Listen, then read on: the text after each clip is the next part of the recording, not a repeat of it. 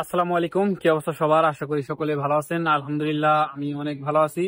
তো এক ভাই আমাকে প্রশ্ন করছিলেন যে কনস্ট্রাকশন স্কিল কি। তো কনস্ট্রাকশন স্কিলটা আসলে একটা সার্টিফিকেট, জাস্ট একটা সার্টিফিকেট। আপনি আবার ওই নর্মাল ভাবে নিতে পারেন না, জাস্ট একটা সার্টিফিকেট। আপনি যে একটা কাজ জানেন সেটার সার্টিফিকেট, এটাকে বলা হয় কনস্ট্রাকশন স্কিল। মানে আপনি কনস্ট্রাকশনের উপরে যে কোনো একটা কাজ জানেন, বা ওই কাজের উপরে আপনি স্কিলফুল।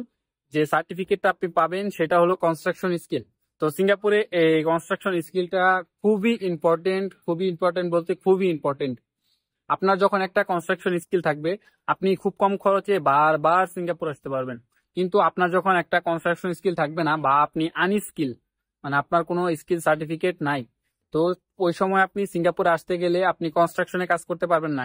মানে ফার্স্ট পয়েন্ট, আপনি সিঙ্গাপুরে কনস্ট্রাকশনে কাজ করতে পারবেন না।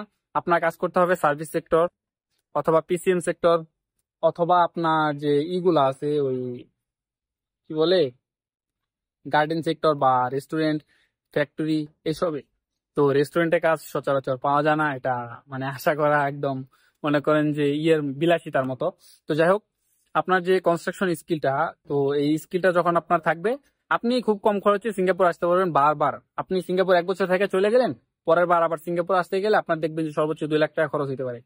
কিন্তু আপনি যখন আনস্কিল থাকবেন, আনস্কিল আপনি থাকলে আপনার মনে করেন যে প্রথমে 10 লাখ টাকা আসলেন সিঙ্গাপুর, 1 বছর থেকে চলে গেলেন, আবার আসবেন, আবার দেখবেন যে 10 লাখ টাকা লাগবে। তো এটা হলো আনস্কিলের সবচেয়ে খারাপ দিক, আর স্কিলের এটা হলো সবচেয়ে ভালো দিক। তো এই স্কিলটা কি বলতে, আপনি একটা কাজের উপরে আপনাকে স্কিল করে তোলা হবে, তারপরে আপনার এক্সাম নেওয়া হবে। ওই এক্সামে আপনি পাশ করলে আপনাকে কনস্ট্রাকশন স্কিলের সার্টিফিকেটটা দেওয়া হবে।